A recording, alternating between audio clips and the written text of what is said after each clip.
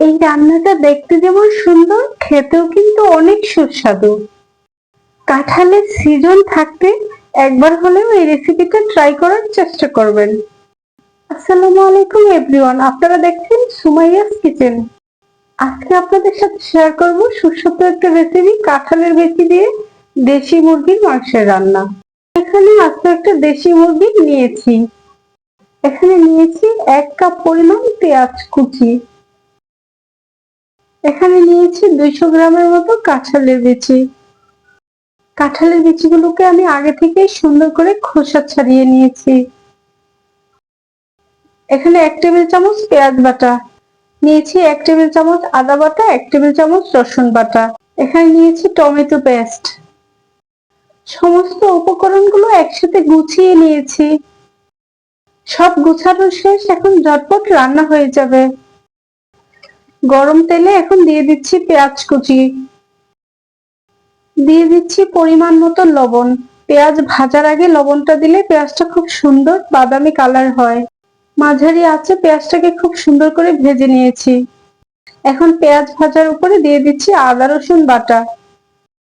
কিছুক্ষণ নেড়ে চেড়ে আদা রসুনটাকে ভালোভাবে মিশিয়ে নিতে হবে, একটু ভেজে নিতে হবে যেন কাঁচা গন্ধটা চলে যায়। এখন দিয়ে দিচ্ছি পেঁয়াজের পেস্ট। মশলা মিশানোর সময় চুলার আঁচটাকে মাঝারি রাখতে হবে যেন মশলা পুড়ে না যায়। এখন দিচ্ছি পেস্ট করে রাখা টমেটো, দিয়ে দিচ্ছি শুকনো গুঁড়ো মশলা, 1 চা চামচ হলুদ গুঁড়ো, 1 চা চামচ লাল মরিচের গুঁড়ো আর 1 চা চামচ গরম মশলার গুঁড়ো দিয়ে দিয়েছি। অল্প পানি দিয়েছি যেন মশলাটা পুড়ে না যায়। মশলা কষানো হয়ে গেছে, এখন দিয়ে দিচ্ছি মুরগির মাংস। ভালোভাবে নেড়ে চেড়ে মাংসটা মশলার সাথে মিশিয়ে নিচ্ছি। কিছুক্ষণ ভালোভাবে মাংসটাকে ঢেকে কষিয়ে নিতে হবে।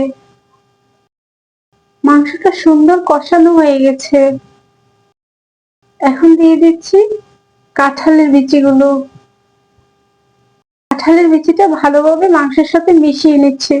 চুলার আঁচটা মাঝারি রেখে মাংস আর কাঁঠালের বিচিটা মশলার সাথে ভালোভাবে মিলিয়ে দিচ্ছি। এখন দিয়ে দিচ্ছি ঝোলের জন্য পানি।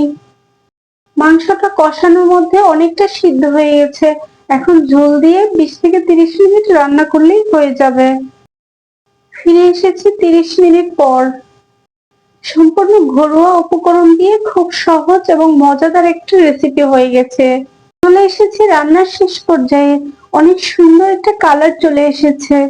রেসিপিটা কেমন লেগেছে কমেন্টে জানাবেন। দেখা হবে পরের কোনো রেসিপি নিয়ে। ভালো থাকেন, সুস্থ থাকেন, আল্লাহ হাফেজ।